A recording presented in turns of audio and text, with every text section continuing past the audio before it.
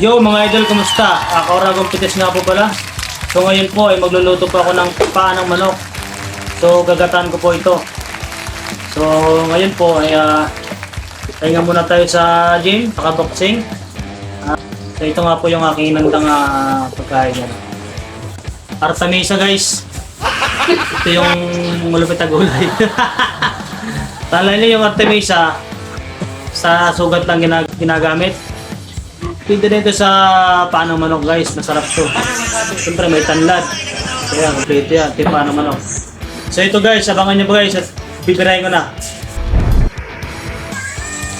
So ayan nga po guys, at mag-gisa po tayo ng bawang saka sibuyas.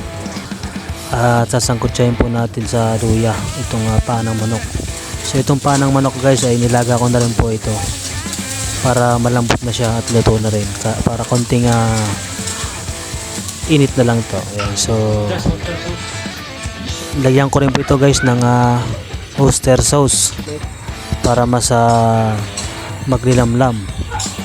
At siyempre meron din itong yan, asin. Lalagyan pa natin ng asin saka ng dahon ng laurel para mas mawala yung anggo niya. Saka halo-halo. Ayan, pamintang durog para mas masarap. Yan, halo-haloin, saka lagyan na po natin ng gata. Ayan guys, panoodin po ninyo. Napakasarap po nitong aking recipe ngayon.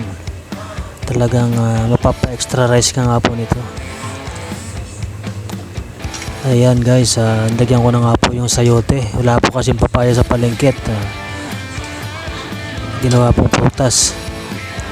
So ito po yung dahon ng ampalayang layas. Hindi po siya talaga Artemisa, na joke lang po yun guys. Ampalayang layas po yun. Mas masustansya at mas pinasarap ang aking luto. Ayan, nagmamaramantika na to. Ito guys, talagang malinamnam na, tamang-tamang lasa.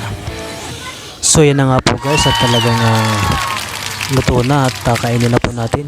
Ready to eat na.